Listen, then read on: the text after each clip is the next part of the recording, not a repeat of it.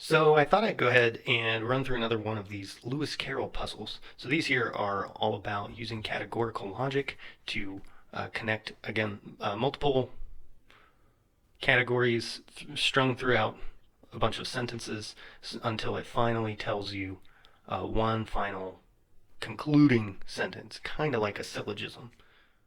Kind of like a syllogism in the sense that it would connect from the first sentence, which it could be out of order here in any particular order that you want, or it could be in order, whatever might throw you off.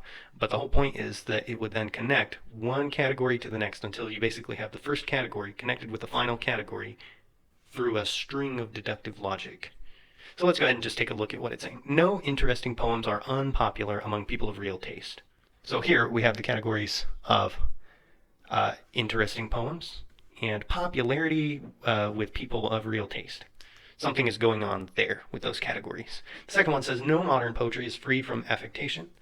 The third one says all your poems are on the subject of soap bubbles. The fourth one says no affected poetry is popular among people of real taste. So we see that again, another category here that was the same. And then lastly, no ancient poem is on the subject of soap bubbles. So everything in here is talking about poetry. So our universe to this particular puzzle would be poetry. So everything in here has to do with poetry. So you have interesting poems, modern poetry, your poems, affected poetry, and then ancient poems, which ancient is just the opposite of modern in this context. It can't be modern poetry while simultaneously being ancient poetry. So those are going to be opposite. So we'll have to choose some different letters here to represent these sentences. So it says no interesting poems. So that's the same as saying all the interesting poems are not, and then whatever follows. So here it's saying no interesting poems are unpopular.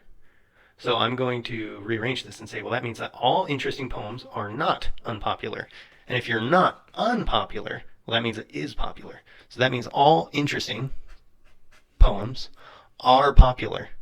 So if it's interesting, then it's popular. Then we have no modern, so using the same reasoning, this is the same as saying all modern poetry is free from affectation. So that would be the same, is not free from affectation. All modern poetry would not be free from affectation. So this is the same as saying, instead of saying no modern poetry, that's saying all the modern poetry is not free from affectation. So I'm going to just say to be free from affectation would be to have no affectation. So I'm going to cross this out and say not affected. So if no modern poetry is not affected, then all modern poetry is affected. Then it says all your poems, a Y for your poems, are, so there's our verb again, on the subject of soap bubbles. So I'll just say S for soap bubbles. No affected poetry is popular. So here we have the undoing of this unpopular, so then popular. So here it says no affected poetry. So that's the same as saying all affected poetry is not popular. All affected poetry, the same affected poetry from before that we dealt with up here, all affected poetry is not popular. And I'm using some symbols here that represent negations. Finally, no ancient poem. So ancient, if it's no ancient poem, that's the same as saying all ancient poems. No ancient poem is, oh yes, all ancient poems are not then. So all ancient poems are not. I'll just sub in here. I don't want to use A again. I'll sub in a lowercase a. All ancient poems are not on the subject of soap bubbles. So not soap bubbles. Now, ancient is the same as not modern. So I'm going to call this, instead of calling it A, I'm going to say not modern. So if it's not modern poetry, then it's not about soap bubbles. All right, now we have enough information to connect all of these together. So I'm also going to write out the contrapositives. So I goes to P.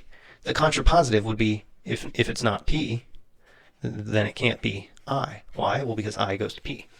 So if it's not P, then not I. Same thing here. Not A goes to not M, just simply by the contrapositive. Because if it was M, then it would go to A, but it's not A. Y goes to S, so not S goes to not Y for the same reasoning as before. Same thing here, so a not P is just the same as P, so the opposite of not P goes to the opposite of A. And then lastly, probably just shouldn't have written that there. Lastly, opposite of opposite of not S, which is S, goes to M, the opposite of not M. From here, it's just a matter of connecting the beginning and concluding statements. The easy way to do this is to look for what letter shows up only once.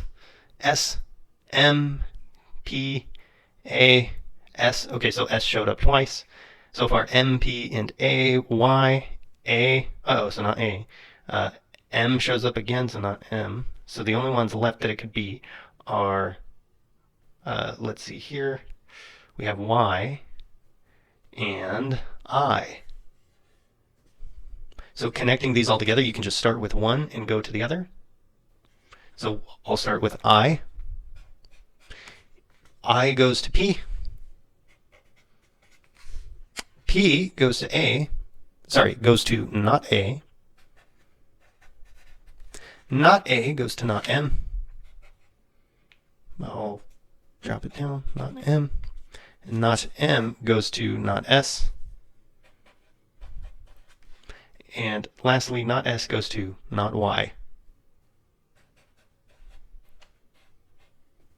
So if you then wanted to take the contrapositive to this, you would say, well, so that means all of this is saying I implies P, implies not A, implies not M, implies not S, implies not Y.